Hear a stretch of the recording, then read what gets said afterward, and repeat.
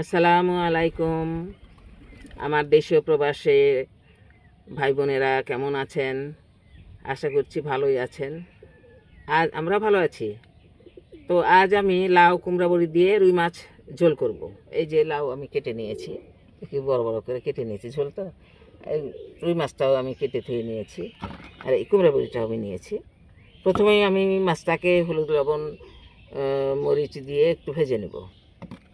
কুমড়া বড়িটাকেও আমি তেল দিয়ে ভেজে নেব।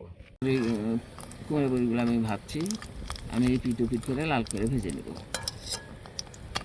কুমড়া বড়ি এপিট ওপিট লাল করে ভেজে নিলাম।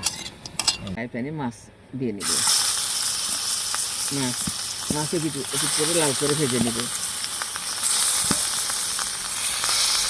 মূল পর্বে চলে এসেছে। এখন আমি কড়াই তেল দিয়ে নিচ্ছি। পেঁয়াজ কুচি, জিরা, তেজপাতা। আমি এখন পেঁয়াজটাকে ভেজে নেব বাদামি করে। আমার ভাজা হয়ে গেছে। এখন আমি পানি দিয়ে নিচ্ছি একটু।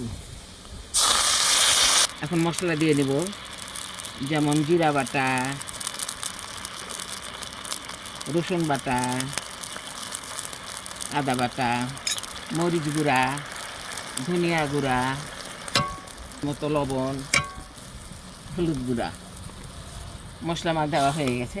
এখন আমি মশলাটাকে কষিয়ে নেব। হয়ে গেছে। এখন আমি লাউটা দিয়ে দিই। লাউটাকে আমি মশলার মধ্যে সুন্দরভাবে কষিয়ে নেব। বড়িটা আমি দিয়ে দিচ্ছি। কুমড়ো বড়িটাকেও আমি সবজির সঙ্গে কষিয়ে নেব।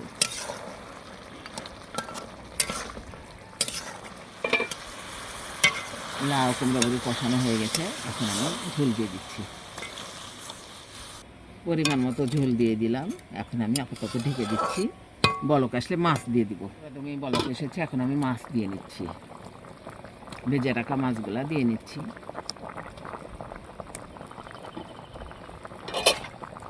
এখন একটু ঝোলের মধ্যে দিয়ে দিই।